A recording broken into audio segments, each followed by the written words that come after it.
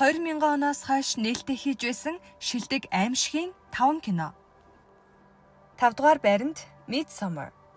Соёлын ялгаа хэрхэн айдас төрүүлж болохыг харуулдаг тус уран бүтээлийн гол агуулга нь дайныг их бүсгүй гэр бүлээ аимшигт байдлаар алдсны дараа найз залуугийнхаа хамтаар Шведийн алслагдсан тосхны зуны баярт оролцсон.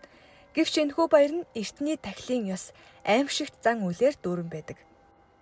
Кино 2019 онд нээлттэй хийсэн бөгөөд найруулагчаар нь Ari Aster ажиллаж, киноны гол дүрт жүжигчин Florence Pugh тоглосон. Мөн гол зураг авалтыг Шведэд биш Унгарт хийсэн бөгөөд өдрийн гэрэлд аимшиг үүсгэж чадсан цөөн уран бүтээлүүдийн нэг юм. 4-р байранд The Babadook. Хуучны хүүхэлдэйн киноны хэв маягтай зургийг аимшигын элемент болгон ашиглаж, Babadook-ийн дүрийг практикал эффектээр бүтээсэн тус уран бүтээлийн гол утга санаа нь ганц бие ээж Амелия болон түүний бага насны хүү Самуэль хоёр сэтгэл зүйн дарамтад амьдардаг. Нэг өдөр мистер Babadook нэртэй хар ном олж уншихад тэндээс гарч ирсэн аимшигт дүр тэдний гэрт нэвтрэнэ. Айдас нь зөвхөн сүнснээс биш, ээжийнх нь сэтгэлийн шархнаас үүдэлтэй байлаа. Айдасыг дотроо хүлээн зөвшөөрөх нь түүнийг ялах түлхүүр гэдгийг илэрхийлсэн тус уран бүтээл нь 2014 онд нээлттэй хийсэн бөгөөд найруулагчаар нь Jennifer Kent ажиллаж, киноны гол дүрүүдэд Ashley Davins болон жүжигчин Noah Wiseman нар тоглосон. 3 дугаар байранд The Ring. Айдас нь хүний сониуч зангаас эхэлдэг бөгөөд технологи болон мэдээллээр дамжуулан аимшигыг хэрхэн тарааж болохыг харуулдаг тус уран бүтээлийн гол утга санаа нь сэтгүүлч Рэйчел өсвөр насны охины гинтийн үхлийн шалтгааныг судлах явцдаа нэгэн харaalтай видео кассетны тухай олж мэднэ. Хэрвээ бичлэгийг үзвэл 7 хоногийн дотор үхдэг гэсэн яриа байдаг бөгөөд Рэйчел өөрөө бичлэгийг үзсний дараа түүний амьдрал цагаар тоологдох аимшигт өрсөлдөөн болж хувирна.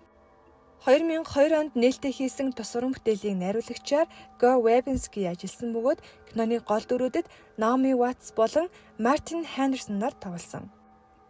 Мөн энэхүү кино нь 1998 онд гарч байсан Японы алдарт Ringo-гийн Hollywood төлбөр бөгөөд кино гарснаас хойш VHS кассетны худалдаа багасж DVD-гийн 90 үе хэлсэн гэж үздэг. 2 дугаар байранд Quiet Place. Чимээгүй орчин хүний айдсыг хэд дахин нэмэгдүүлдгийг харуулсан тус уран бүтээлийн гол утга санаа нь дэлхий дуу чимээгээр ан хийдэг хар гаригийн махчин амьтдад эзлэгдэж, Абботын гэр бүл чимээгүйгээр амьд үлдэхийг оролддог бөгөөд гэр бүл нь дохионы хил ашиглаж газар дээрх алхалтаа хүртэл хянах шаардлагатай болно. Гэвч Авелин жирэмсэн бөгөөд төрөх мөч аимшигт сорилтыг авчирна. 2018 онд эхний ангид нээлттэй хийж байсан тус уран бүтээлийн найруулагчаар John Krasinski ажилласан бөгөөд харин киноны гол дүрүүдэд Emily Blunt болон John Krasinski замун түнчлэн тэдний охины дүр тоглосон жүжигчин Malaysian Simons нь бодит амьдрал дээр сонсголгүй бөгөөд киноны бүх жүжигчид дохионы хэл сурч тоглосон. 1-р байранд The Hereditary. Энэхүү кино зөвхөн зочоох аимшигын кино биш, харин айжим өсөх айдас, хүний дотоод хямрал, гэр бүлийн удамшлын сэтгцийн өвчин ба нууцыг нэгт холбосон бүтээл юм. Annie Graham ээжигээ алдсны дараа гэр бүлийнх нь амьдрал аажмаар хачин аимшигтай зүйлсээр дүүрнэ. Түүний охин Чарли болон хүү Петертэй холбоотой аимшигт осол тохиолдож, гэр бүлийнхэн гуниг гин буруугаар дарагдана. Ээжийнх нь амьдралын нууц илчлэгдэх тусам энэ бүхэн энгийн тохиолдол биш, харин үе дамжин ирсэн хараал, далд хүчний төлөвлөгөө болох нь тодордог.